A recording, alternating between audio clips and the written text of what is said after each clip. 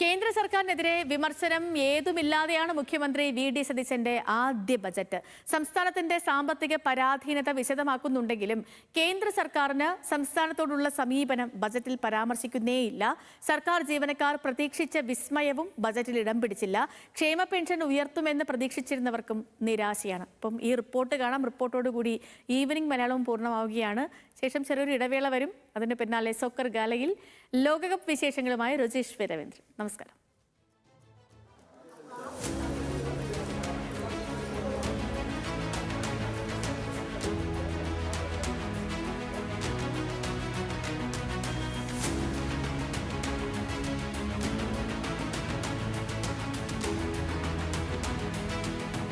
സംസ്ഥാനത്തിന്റെ മോശം സാമ്പത്തിക സ്ഥിതിക്ക് കേന്ദ്ര സർക്കാരിനെ പ്രതിസ്ഥാനത്ത് നിർത്തുന്നതായിരുന്നു LDF സർക്കാരിന്റെ കാലത്തെ ബജറ്റ് പ്രസംഗങ്ങൾ. നികുതി വിഹിതം വെട്ടിക്കുറച്ചത്, GST നഷ്ടപരിഹാരം നിർത്തലാക്കിയത്, കടമെടുപ്പ് പരിധി കുറച്ചതടക്കം എണ്ണി പറഞ്ഞായിരുന്നു വിമർശനം.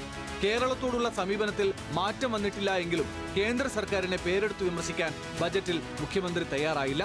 തൊഴിലുറപ്പ് പദ്ധതിയിൽ മാത്രമായി കേന്ദ്ര വിമർശനം നേരിയതായി ഒതുങ്ങി.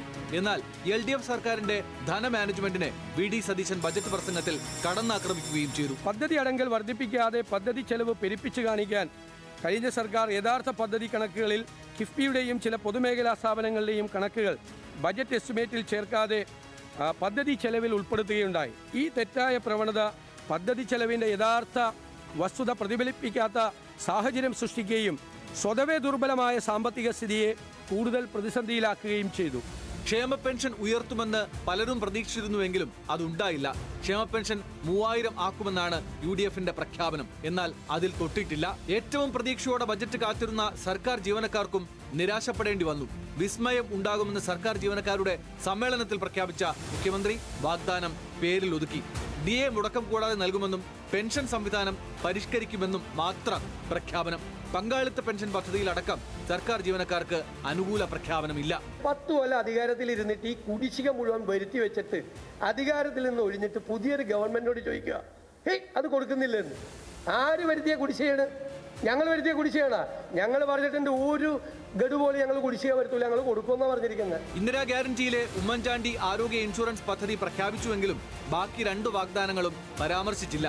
കോളേജ് വിദ്യാർത്ഥികൾക്ക് 1000 രൂപ പ്രതിമാസ സ്റ്റൈഫൻ, യുവ സംരംഭകർക്ക് 5 ലക്ഷം രൂപ വരെ പലിശരഹിത വായ്പ എന്നിവ ബജറ്റിൽ ഇടം പിടിക്കാതെ പോയി. കഴിഞ്ഞ സർക്കാരുകളുടെ കാലത്ത് പ്രധാന ഊന്നലായിരുന്ന കിഫ്ബി വി.ഡി. സതീശന്റെ ബജറ്റിൽ പേരിനു മാത്രമാണ് പരാമർശിച്ചത്.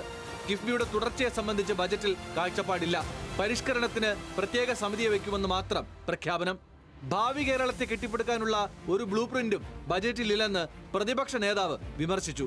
കിഫ്ബിയുടെ ചിറകരിയുന്ന നിലപാടാണ് ഈ ബജറ്റിൽ സ്വീകരിച്ചിരിക്കുന്നത്. കിഫ്ബി പദ്ധതികൾക്ക് ഫണ്ട് കണ്ടെത്തേണ്ട ബാധ്യതയെപ്പറ്റി പഠിക്കാൻ വിദഗ്ധ സമിതിയെ വെക്കും എന്നാണ് ബജറ്റിലെ പ്രഖ്യാപനം.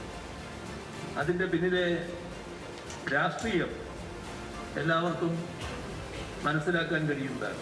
കിഫ്ബി എന്ന ആശയത്തെ തന്നെ അവസാനിപ്പിക്കാനുള്ള നീക്കമായിട്ട് വേണം ഇതിനെ കാണാൻ.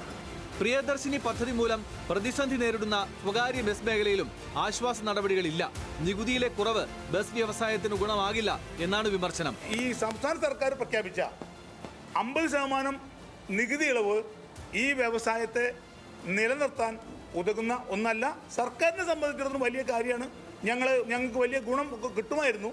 പക്ഷേ ഞങ്ങളുടെ നിലവിൽ ഇപ്പോഴത്തെ ഞങ്ങളുടെ വിഷയങ്ങൾ നിലനിൽക്കുമ്പോൾ അത് ഞങ്ങൾക്ക് അതുകൊണ്ട് യാതൊരു ഗുണവുമില്ല. കേന്ദ്ര വിമർശനം ഇല്ലാത്തതും തെരഞ്ഞെടുപ്പ് വാഗ്ദാനങ്ങളിൽ പലതും ഇടം പിടിക്കാതിരുന്നതും ബജറ്റിന്മേലുള്ള ചർച്ചയിൽ സഭയിൽ ഉന്നയിക്കാനാണ് പ്രതിപക്ഷത്തിന്റെ നീക്കം. ഞങ്ങൾ നിയമസഭാംഗങ്ങൾ എന്ന നിലയിൽ കഴിഞ്ഞ പ്രാവശ്യം ഉണ്ടായിരുന്നതിനകത്ത് ഏതൊക്കെ കുറച്ചു, എത്ര അക്കൗണ്ട് ഒന്നും ഇപ്പോഴും കൃത്യമായി മനസ്സിലാവാത്ത ഒരു പ്രശ്നമുണ്ട്. അടുത്ത ദിവസങ്ങളിൽ നോക്കും. സബ്ജക്ട് കമ്മിറ്റി ഇല്ലാത്തതുകൊണ്ട് ഇനി അടുത്ത ദിവസങ്ങളിൽ വിശദമായി നോക്കേണ്ടി വരും. നയപ്രഖ്യാപന പ്രസംഗത്തിലും കേന്ദ്ര സർക്കാരിനോട് ഏറ്റുമുട്ടൽ വേണ്ട എന്ന നയമാണ് UDF സർക്കാർ സ്വീകരിച്ചിരുന്നത്.